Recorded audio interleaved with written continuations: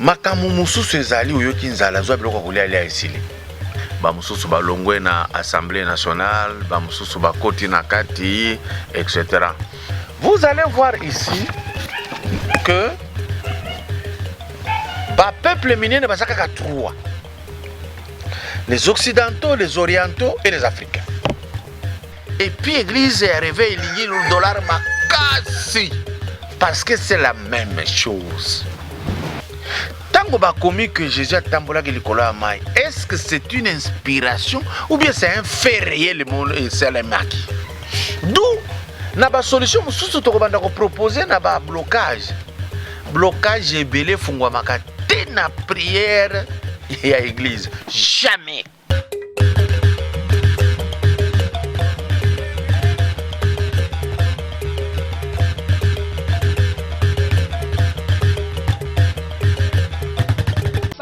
Maman au vandi na Royaume-Uni, topé aux Anandeko na Londres, pesa sango, y a agence de fret, y a ba professionnel, y a ngoyo, avec des diplômes universitaires, y a Royaume-Uni. Ben na Kinshasa, tozan avenue Boubou, numéro 9, Matonge 2, commune ya Kalamu, référence école Monseigneur Moké, van eza koya na ndaku na Angleterre, pona kozwa biloko pe kotinda na Kinshasa. Kolina yo ya lolenge nyonso. Olingi otinda nini? Mutuka, vélo, carton, biloko ya kolia, tope biloko ya ndaku mobimba. Kafret, otindi miliki, ekomi pe bameli. Yo ozana nord, tope na sud ya Angleterre, benga biso na ba numéro oyo. Kafret, eza na Angleterre, si na Écosse. Kafret, esalaka pe fête aérien. Pour plus d'infos, visitez notre site web na www.kafret.com. Merci mingi. Nalingi ko revenir tokotaki na politique ebele na actualité ndenge ezalaki. Bon actualité oyo tozana ngo sikoyo tozango na poids penzate, ça ne sert à rien. Ya ndenge ba mususu balongwe na Assemblée nationale, ba mususu bakoti na kati, etc. Mais nous sommes en train de préparer un dossier un peu costaud où Yotokoya Nango pour nous expliquer sur le domaine politique, après renseignement bien sûr, de Tokozongela. Awa Nalingi ko préparer batu oyo toyibisaki bango ba blocage oyo yaka na vina bango e utaka wapi to suite expliquer biblistique belé ce que utaki. Mena baza posa na kuzwa ba réponse na chaque blocage à osala nini pour à mon moi changement. Mais na blocage mususu etikala ki ya munene yango. Oyibi na tango ya MPR ba monaki ba grand féticheur ya mondo yo ba salaki envoûtement ya peuple congolais à travers Mai. Oyo na lobi eza recherche c'était et ça na landaka témoignage ya Sakombi Inongo ndenge expliquaki que ba travaillaka mai ya régie des eaux na komelaka mai tozomela buzobe kotaka na kati na biso. Mususu blocage e utaka kaka na église sikozali. Bible même ce qui te expliquer yango comment il faut kozela yango ezana ba conseil ebele ya bato ba komaki yango. Okomona ke balobi maître Jésus azoloba soki olingo sambela kota na ndaku na kati ya secret sambela na secret. Ebele ya bato bakota église bakomi koganga makambo na bango ya ndaku ayebite ke kote ya telemi pembeni na ye nani aza koyoka ye. Tango koyoka bandoki ebele baza na église. Église arrivé elingi makele le trop. Na tango siko bakosenga bato to sambela ganga non, c'est du désordre. Tango za ko ganga oza ko expliquer nani parce que nzambe azana mato ya kokufa te. Nzambe acha ba kanona ye o memelaka ye ba doléance acha pe ndenge ya ko répondre ba doléance à travers les grands esprits. Boka ni sateke makambu tuto lobaka wekendake pa nzambe azui a traiter azongisi. Ezana pa makambu ebelezo ka solution à travers ndenge nzambe atsala mokili. Nzambe pe to kota na esika sala mokili asalaka yango ye mokote asala na ba puissance mususu. To koya ko expliquer na ba émission mususu koya. makambo mosusu ezali oyoki nzala zwa biloko kolia lia esili. Makambo mosusu eza diare etongisi yo mingi zwa bamba kasa ya mapela tokisa mela mayo ekati. Me okomona bazokozwa mutu o lokola diare sali boye démon ya diare, il n'y a pas un démon de diare. Okolia eloko ya mabe esepelisi estomac na yo te, estomac est refoulé et kosenga nini? Esengaka tout simplement que omela ba mwa tisane ezali et évacuer biloko wana okomi na yo bien. Eza na makambo mosusu niveau spirituel, d'ailleurs là c'est très important, et c'est traitaka à travers kaka bakoko esili ça bao bakufa quoi. Mais okomona na église arrivé bazoyebisa yo que makambo bakoko wana tokokende kuna te, bato bakufa baza na bomoi te, Yesu nde aza na bomoi. C'est un discours qui n'a pas de sens. Parce que okokuta Yesu ye moko atangaka toujours bakoko na ye. Na yebisa bato bele no bime soki ba yebisi bino boye. Samuel akufa kala. Saoul akendeki ba sengi Samuel aye ba sololi. Botika ko rêver bande ko ngai. On a des accès les noirs. Jésus ye moko akei na ngomba. À se concentrer à Sambeli. Eli na Moïse babimi. Bakufa kala mais baye. Le maître Jésus a sala yango. Makambo basololaki aboyaki bandimi oyo bazalaki bayoka. Cela veut dire qu'il y a une possibilité de parler aux morts. Ba na bango musika te. Parce que dans la Bible bayebisi biso lisusu que Jésus-Christ est mort. Il est descendu dans les séjours des morts, c'est-à-dire akufi akeye sika batu bakufa bazali atei bango. Yo kote muto yo azati. Kote muto ya koyoka yo te. Bakufi pona nzoto yo moyen to mona bango ezati. Mais na esprit bazali. Ndenge moko tabalo baka Jésus est vivant, ce n'est pas que kokuta ye na koro yo. Il est esprit, il vit. Batutu oyo banokaka banzembo mabele sanji Buddha akufi akei o Mahomet akufi te bango nyonso pe bazali.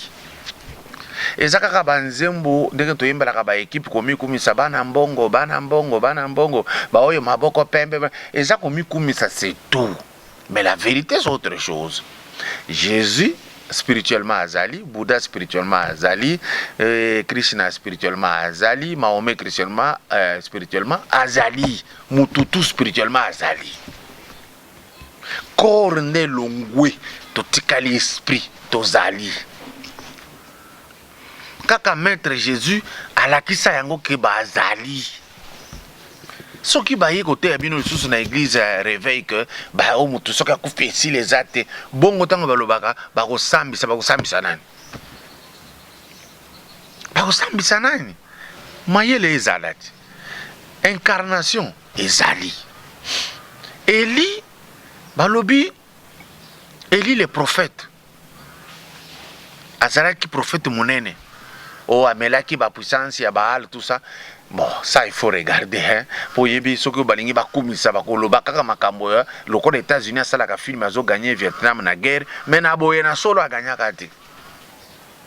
Et donc, okoyo kokuta balobi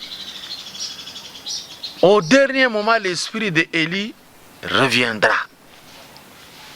Tokoti Jean-Baptiste balobi, qui est celui qui crie au désert balobi, c'est Élie le prophète. C'est-à-dire Élie a kenda esika oyo aye kobota malisusu molimo na ekiti na kati ya Jean-Baptiste.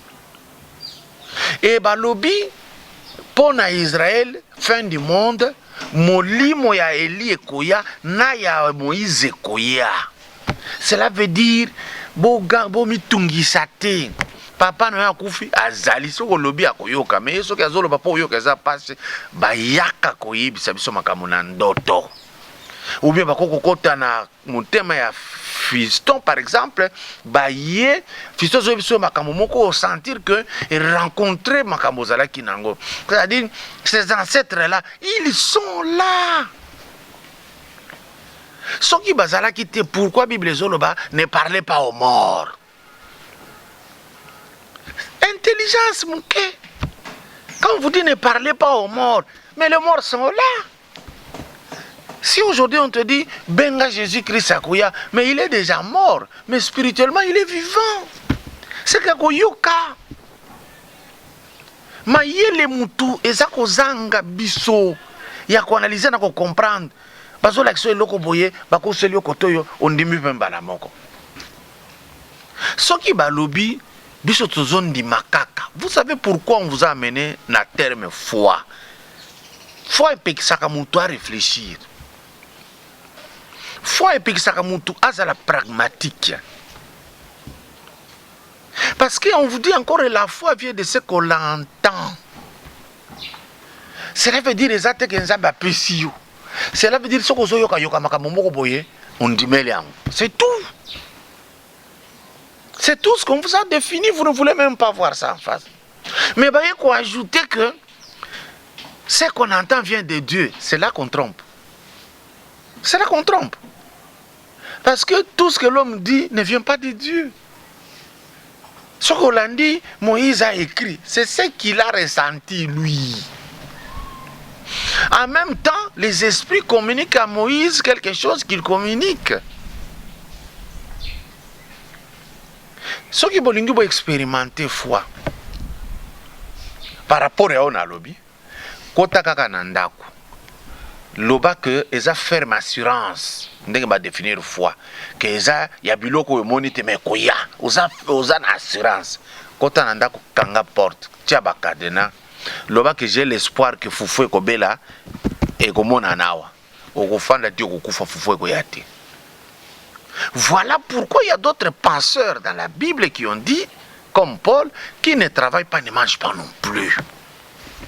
Voilà pourquoi Maître Jésus dit, Luka okozua, senga bako pesa yo.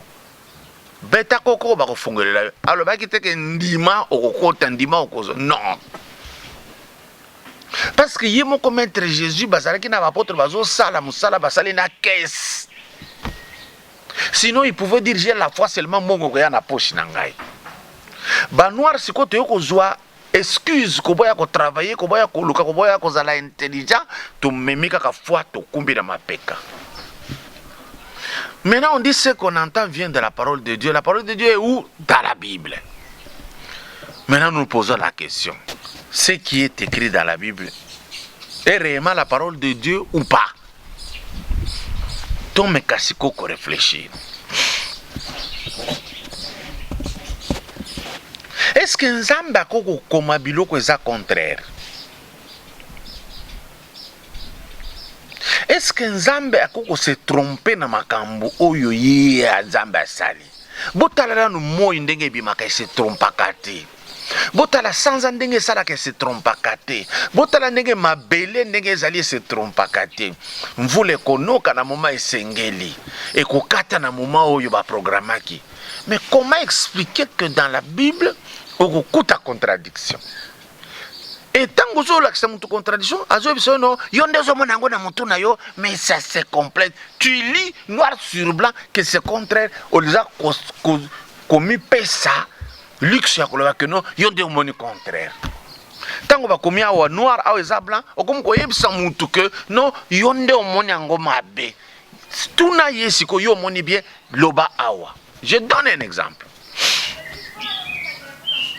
Dans la Bible on dit Jésus-Christ, on l'appellera Dieu puissant, Père éternel.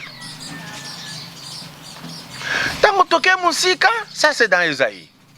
Okuti bazoloba, il est le fils de Dieu. Aucun agent, balobi, toi a été créé par lui et pour lui. Au commencement était la parole s'est faite chair et elle est habitée parmi nous. Ok, plus loin, na ba Jean Moussoussou, na ba Matthieu, azoloba, moi Jésus-Christ, je ne fais rien qui ne puisse pas venir de mon Père. Ce que je dis, vient de lui. Ça ne vient pas de moi. Ok, encore plus loin. On expliquait, oh non. Ah, watango saki na nzoto boye za nzambe. tango longola ki zoto yo azongi bonzambe na ye, mais dans la Bible va commis Jésus-Christ est monté au ciel, il est assis à la droite du Père. Est-ce que Dieu peut écrire des choses comme ça? Yeah. Nous disons non. Et donc, quand nous rentrons, nous trouvons que la Bible est un problème, de bisson de toi un problème. Parce que les livres où ils ont la Bible, ils ont appartenir à chacun, celui qui a écrit. Tu ne verras jamais un livre où on dit chapitre selon Dieu. Ça n'existe pas. Ou chapitre selon Jésus, ça n'existe pas. Il n'y a que chapitre selon Jean, selon Matthieu, selon Moïse, selon Ésaïe. Cela veut dire que ça clair, ça ne vient pas de Dieu. Au moment que si livre Moïse akomaki, au moment awa bakomaki ango na Ésaïe, awa bakomi na Némi, awa bakomi bwana boye. Mais pourquoi vous voulez dire aux gens que Nzambe nde akomi oyo? Yoka siko réponse bako ko peso tango ko lande monsieur bako biso que c'est inspiré de Dieu. Tango yebiso bo poser une question. Vous êtes sûr que Dieu n'a inspiré que le blanc? Donc Dieu n'a pas inspiré le noir. Il a inspiré que le blanc. Il a inspiré que le juif. Vous êtes sûr? Si cela est vrai, avant Bible et ya et panabiso. Pourquoi les gens veulent croire que Koyeba Nzambe za Koyeba Jésus? C'est là qu'il y a une fausse démarche. Parce que awa na ba tribu na biso nzakomba zali nani? Maweja nangila zanani? Mpungu tulendo zanani? C'est que on connaissait Dieu et on travaillait avec Dieu et on avait aussi l'inspiration de Dieu. Dieu n'est pas monofaçon. Azala ba façon ebele. Boye makana banzembo nzambe abanzela ebele. Mais tango komi na côté noir, oboyi que nzambe azaki na nzela moko ekendeki pas noir. C'est là le problème. Et Timothée Zoloba, toute parole est inspirée. Tout réfléchir. Toute parole de la Bible est inspirée. Dans une soka moko. Balobi, Maître Jésus marcha sur le eau. Ayebisi Pierre yope tambola yaka. Pierre ameki ko tambola lokolo liboso ya mibale ya misato adindi. Et puis botala très bien la Bible 3, 7, 12. C'est comme si nombre mususu nzambe ebi angote. Tango ba komi que Jésus a tambola ke likolo ya mai. Est-ce que c'est une inspiration ou bien c'est un fait réel le monde et c'est le maki? Tango balobi que Moïse a mati na ngomba. Est-ce que c'est inspiration ou bien mataki ya solo? Makambo ebele za kuna eza inspiration te. Et ça les maki batu bazo mona. On ne peut pas appeler ça inspiration. Inspiration ko zala muke lokola oyo dave Moïse asalaki ameki ko expliquer ndenge mokile bandaki. Ça on parle de l'inspiration. Il n'a pas vécu ça, il a eu une idée. Il a été inspiré. Mais il n'y a aucune inspiration, ça s'est fait comme ça et ça les maquis. Tant on a zoloba wa, okoloba na landaki vraiment quand je m'entends zoloba inspiration zalaki makaj non natangaki ezalaki ezali. Na dû d'été ezali. Et donc ce qui ont évolué, il y a que pour Nabino, ba juif nde oyo nzambe aponaki tribu na ye nde batoyo bazwaki parole na ye. Tozonga na ba tribu ya nzambe. Balobi que Dieu est amour. Dieu est justice. Dieu est correct, Dieu est puissant. Sincèrement, tu réfléchir. Est-ce que un Dieu qui est amour, akoki ko ponanka kaba juif, atiki monde mobimba? Est-ce que c'est juste? Est-ce que c'est de l'amour? Alors, n'attribuez pas à Dieu ce qu'il n'a pas fait. Ba juif ba komina ba romain eloko esepelisaki motema na bango bamikumisi bakomi keza bango. Or avant baya epa na bino boyebaki bazalaka boyebaki nzambe mpe nzambe azalaki kosala. C'est là le problème avec nous les noirs.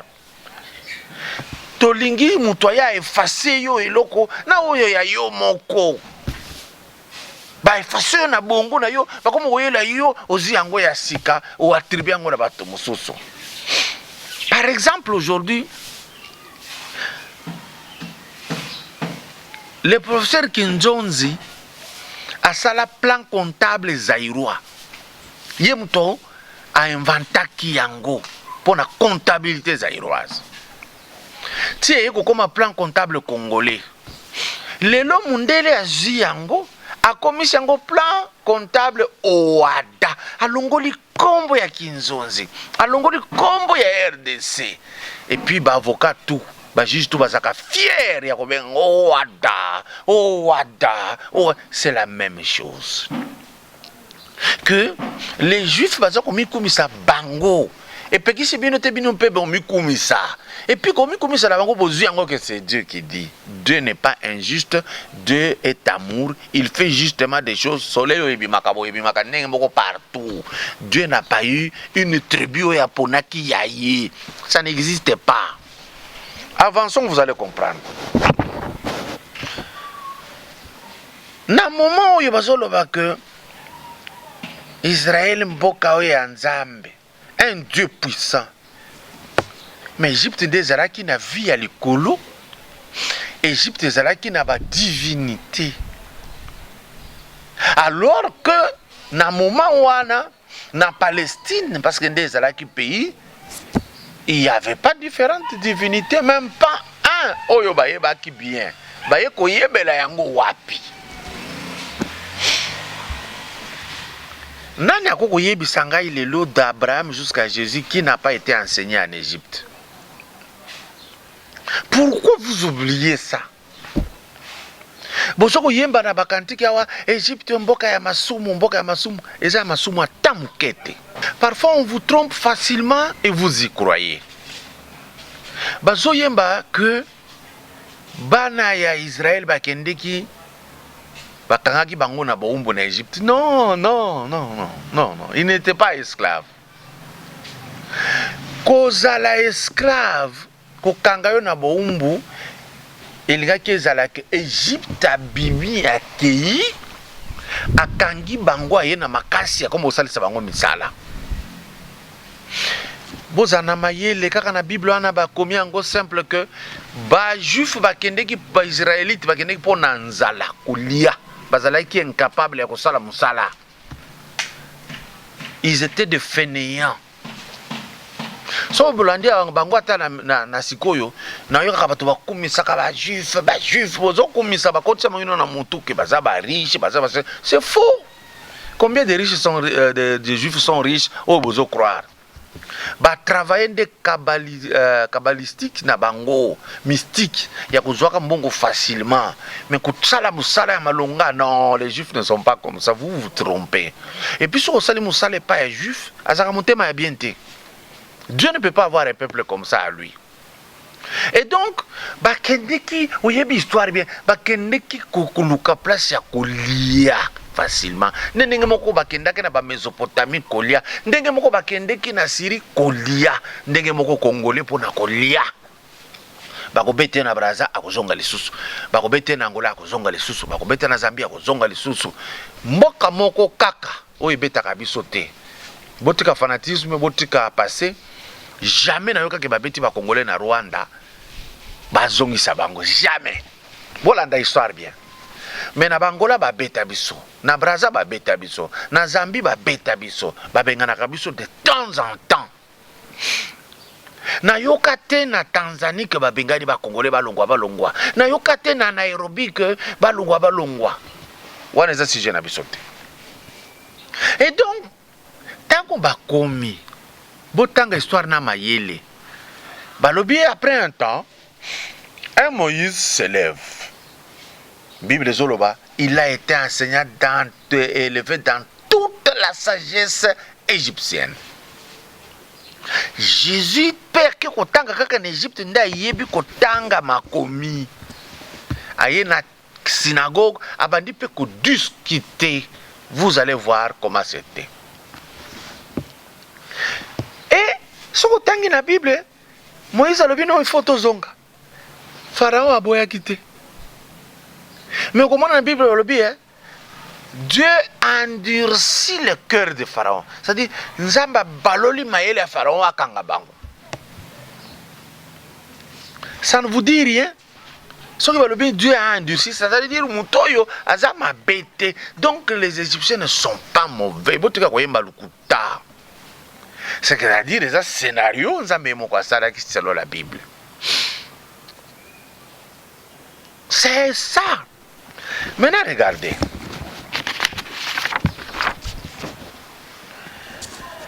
Dans la commune place, il y a christianisme, kimbanguisme, catholicisme. C'est-à-dire les abattoirs qui va créer doctrine. Jésus ne connaît pas le christianisme, il ne l'a pas vécu. Christianisme est œuvre de romain. Paul Moutuali Bossa Saliba chrétien, Tiba Pierre, comme au nom de Christ, vous serez baptisés. C'est-à-dire, Jésus tia Koufa naye, ayebi yangote. Christianisme et l'isme, ce sont des doctrines que les gens de la terre créent eux-mêmes et commencent à appartenir à ça. Et ça, la constitution et la république existant nango mon côté, muto a créé yango, a tiango le sous du collé comme un konzaye. Christianisme, c'est œuvre humaine, batuba sali, et puis bavandi koto sa yango. Christ n'a pas fait ça. Oh, ya kuti yango ya kolakisangay. Et donc, tout le kasiko yokoyeba. Le mot Christ vient d'où? Hébreu? Non. Araméen? Non. C'est un nom grec. Qu'est-ce que les Grecs ont à voir avec la supposée tribu de Jésus et tribu de Dieu? Qu'est-ce que ça a à voir? Parce que pas une abango na ba hébreu, ba ko benga ye kombo ya Yoshua. Mais Bamindeli va y couper ça. Jesus Christos. Va adapter en français Jésus-Christ. Un nom propre ne change pas. Nom propre change à côté. Par exemple, quand du bon en français, exacté. Quand du bon en anglais, exacté. Yoshua ne peut pas se retrouver en français ou en anglais. C'est faux. C'est que Jésus-Christ est une invention occidentale. Mais Awa, Yoshua Hamashia, le prophète, maître, a existé. Il y a eu aussi maître Jésus en Europe. N'oubliez pas ça. C'est ainsi que vous allez voir que le christianisme, a un socle naïe, rose-croix, franc-maçon. C'est ainsi que vous verrez tous les signes là-bas. Il y a franc-maçonnerie. Il y a une église chrétienne. Étoile de David. Mais ne soyons pas bêtes. Ata autant que Bible sur côté place moko David a une étoile na moko boye abimisaka yango soki alingi alobi étoile nanga yango yo. Toutes les étoiles ont été créées par les Très-Hauts. David a une étoile mon côté.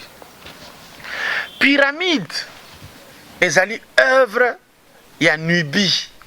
Na niveau ya Nubie, na ba place où ezali ba Cameroun, ko ba Soudan, ba nini. Pyramide ezalaki d'abord biloko ya mike ezalaki ya ba 1,50 m, ba 2 m, 3 m souka. Tango civilisation ne bandi ko se déplacer et comme en Égypte. Égypte a salango ya minene makasi. Yango ezanaba ezaki na ba divinité na kati. Oyo croix, oyo ba yekolo ba croix de Jésus catholique a utilisé, c'est Moutoya Liboso, ça la croix dans le monde, c'est à Akhenaton. Akhenaton, c'est un Égyptien, c'est un Africain noir. Bazuyango, bakomisi yango ya Christ. C'est pourquoi la croix de Jésus est bête. Les catholiques vont comment utiliser ça vient d'ici, là. Maintenant, regardez une chose. Il y a eu Kotoyo, Osiris, Isis, Horus. 3. Kotoyo, Yahweh, Yoshua, Esprit Saint. Mais tout le monde l'Esprit Saint, na physique, Yahweh, Yesu, Maria. Mibale mwasi moko, awa pe mibale mwasi moko. Mais ba oyo ba exista ki avant ba oyo. Horus, ba lobi, abotamaki sans le concours sexuel ya Osiris. Isis azwaki zemi kaka ndenge wana abotiye. Mais Horus Oyo a vécu 4000 ans avant que Jésus a commencé à bomoi. Tala si comme makambo nyonso oyo ezaki na Horus ba répercuter yango pa Jésus. Horus aye na mokili sans le concours du sexe. Balobi keza mystère. Koto balobi Jésus pe aye sans sexe. A se retrouver dans libumu ya Marie. A Horus a se retrouver dans libumu ya Isis. Côté oyo Horus nde mutu alobaki nzamba za moko baza banzambe ebele te. Et pona yango babomi ye. Awa pe balobi Jésus alobi nzamba za moko Yahweh ya likolo papa na ngai. Pona yango babomi ye. Côté oyo Horus 4000 ans avant Jésus avait 12 adeptes. Jésus a eu comme 12 apôtres. Total. Vous ne voyez pas que Jésus est allé apprendre en Égypte Makamboyo. Ndeye Bachango, c'est-à-dire Abraham a appris, il a vu. Moïse a appris, ils ont vu. Baye kolisi batu na bango ya Palestine bonzambe ezalaki awa na Afrique bango pe bakomi yango ndenge wana bakomi kokoba. C'est ainsi que comme la Bible est ensemble, il y a histoire ya Égypte, histoire romaine, histoire syrienne, basangisi na makambo ya Mésopotamie nde ba créer Bible. Na ndenge ba créer vous allez voir que biloko moko moko se répéter babosanaki ke bakomaki yango avec virgule et point. Vous comprenez? Nangambo baso démarrer mutuka, ce n'est pas un problème. Si vous m'entendez, c'est ça l'essentiel. Donc tout ce qui a été ici bamemi yango kotoyo bakomo balolango ekoma ya biso. Ekoma to ndimana oyo. Mes chers frères, qu'est-ce que je voulais dire? Vous allez voir ici que le peuple minier ne va pas trois. Les Occidentaux, les Orientaux et les Africains.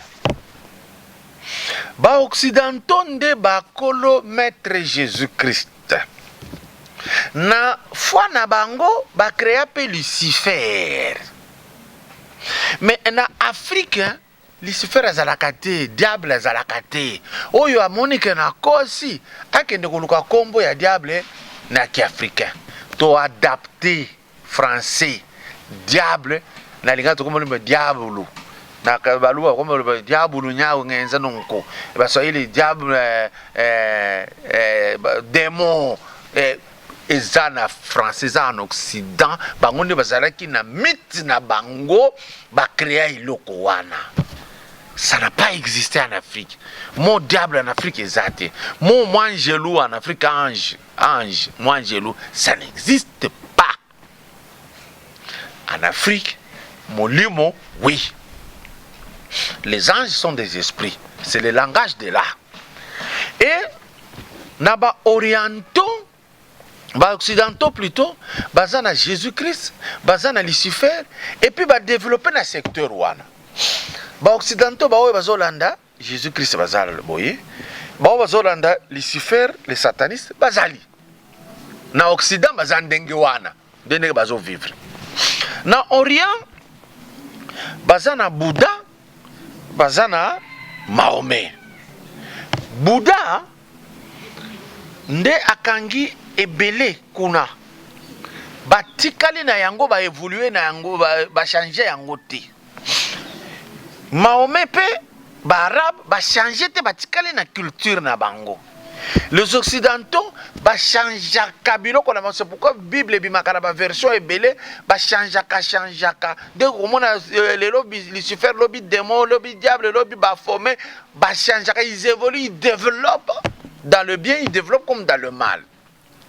Mais africain balongola nyonso balongola Osiris balongola Kimbangu balongola ekombo na ye babomi culture na ye babomi na spiritualité na ye parce que ye moko africain biso ndenge toza zoba. Maintenant ba puissance nyonso ya Afrique oyo ezalaki na Égypte na Nubie nde ba occidentaux bazwi basaleli yango na christianisme bakoma kosala yango na ba miracle et puis vous attribuez ça na Jésus oyo ba présenter bino boye alors que Yoshua oyo ya Palestine ya Nazareth babomaka ye abomaka ba oyo ya minene ya spiritualité bayaka mais alongi te koboma Bouddha alongaki te koto wana bango batikalaki makasi alongaki te ko éliminer Mahomet de toutes les façons avec Yoshua bana ya kote moko okomona na église basigne oyo na lakisaki awa eza na franc-maçon bazwa nyonso mais okomona na ba église ya réveil bakomo kotia oyo bazobenga étoile de David. Je vous ai dit que David n'a pas une étoile. Et ça, signe, il y a science ésotérique, science occulte. Église à réveil belé, et ça occultiste. Ne rêvez pas. C'est comme ça. Babranamiste va jouer pyramide. Oyo ba finga kana prédication na bango ke ba égyptien ba yebi nzambe te. Babranamiste va jouer pyramide ba tie boye parce que baza ba franc-maçonnique. Pour na ko tromper sikoyo bino. Ba komi na pyramide église de Thyatire, église de Pergame, église de la Odyssée, église de ceci, ça trompe. Le problème c'est la pyramide. Et ça na coiffe nango ya lisu ya Isis. Lisu wana. Les chrétiens ya États-Unis batie sikoyo lisu na dollar. Et puis l'église est arrivée et le dollar makasi. Parce que c'est la même chose. Bandeko oyo ba croiraka que église chrétienne eza oyo ya Yoshua Hamashia ba chanja kombo, il se trompe. C'est une autre église de l'Occident. Na lobite que eza mabe. Et ça, c'est la foi occidentale. Ça n'a rien à voir même avec l'Africain. L'Africain aussi a sa divinité où il faut développer. Mawapon africain. A boyina motema moko. A lingi kaka. Pe batu basaka na lokumu soki alobi na za chrétien. Azo sepela makashi aza fier. Akomona kimbanguiste aseki. Parce que ba longoli biso bomoto.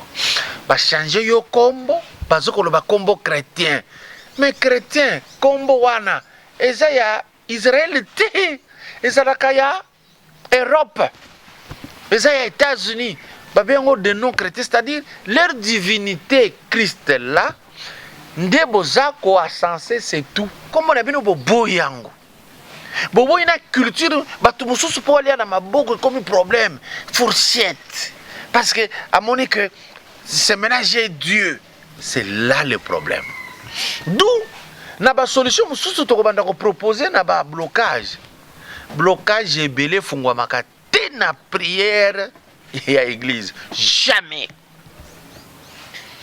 Pour terminer mon propos, quand on est une église chrétienne, jamais on ne jamais. Ça n'existe pas qu'on ne vous mente pas.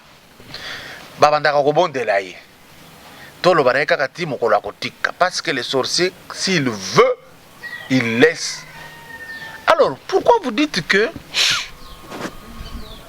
Nzambe est puissant? Mais à comment on négocie un sorcier? C'est là qu'il faut réfléchir.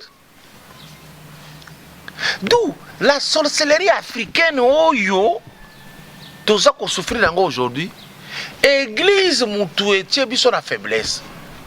Parce que la société na biso ancienne, sorcier to yeba kandenga ko kangaye, bazali ko kanga sorcier pe sili. Botala lelo ba sorcier oyo bazali ko kwesa bango na puissance africaine, akwei ba salier cérémonie. Ce qui a pompé à Koufi. Bayeba kindenge ya ko maîtriser loko wana. Mais l'église chrétienne ne maîtrise rien gote, et ça farce. Au moment ba pasteur musu baza basala ka cop, basolo na mutu kendimaka ke sili, na manipession mbongo yepe comme ça li sabiso, sorcier atikali. Alors, si vous ne développez pas votre propre divinité, votre propre spiritualité plutôt, il n'y aura rien pour l'Afrique. Il n'y aura rien cessé de rêver. Pour preuve, tout ça, près d'un siècle dans le christianisme, il n'y a rien qui marche. Il n'y a rien alors qui marche. Tout ce qui est dans le coup, je suis chrétien. Même l'autorité a payé naza chrétien. Mais ce qu'on a dit, l'autorité a payé, tant que président comme président en Afrique, bawele la kayena ba formation na ba rose croix à côté pas na bango. Et tant que ba kota ka ba président wana, ba salaka toujours mal na Afrique, mais ba serviraka et si ka ba zu bango na église. Ce qu'on a dit maintenant ni veut oyo ba salaka na formation, ba ibsaka bango, tu vas te sacrifier jusqu'à sacrifier tes membres de famille, ton peuple ou ta vie pour ici. C'est ainsi que ba président nyoso ba kota kana franc-maçonnerie akobanda muke un peu akosuka na ko torturer africain parce que to pesa mo Congo na spiritualité na biso moko et ça n'ira pas, j'insiste. Bokobanda ko kende kana poto pobole hamburger et sili lokola image ya muto na monaki azoloba le président Félix Zali Boma gana ya kuna na tika hamburger musuni boy, c'est comme si musuni ezalaka wate. Parce que le noir est travaillé. Balongo la noir ici quand Zamba tchaye na puissance na ba komisa eloko pamba. Tout le monde vient faire l'expérience sur le noir. Batoyo basala ba invention ebele ya ba œuvre ebele oyo occident zo sala nango ko dondo nango. Noir azalaki soka inventé asili si ba changer combo ou bien ba bomi. Était abino. Papa, maman, au Vandi na Royaume-Uni, topé aux Anandeko na Londres, Pesae Sango, y a agence de fret, y a ba professionnel, y a Ngoyo, avec des diplômes universitaires, y a Royaume-Uni. Pena Kinshasa, Tozan Avenue Boubou, numéro 9, Matonge 2, commune ya Kalamu, référence école Monseigneur Moké, Van Eza Koyana Ndaku na Angleterre, pona kozwa biloko pe kotinda na Kinshasa. Kolina yo ya lolenge nyonso. Olingi otinda nini? Mutuka, vélo, carton, biloko ya kolia, tope biloko ya ndaku mobimba. Kafret, otindi miliki, ekomi pe bameli. Yo ozana nord, tope na sud ya Angleterre, benga biso na ba numéro oyo. Kafret, eza na Angleterre, si na Écosse. Kafret, eza la capé fête aérien. Pour plus d'infos, visitez notre site web à www.kafret.com.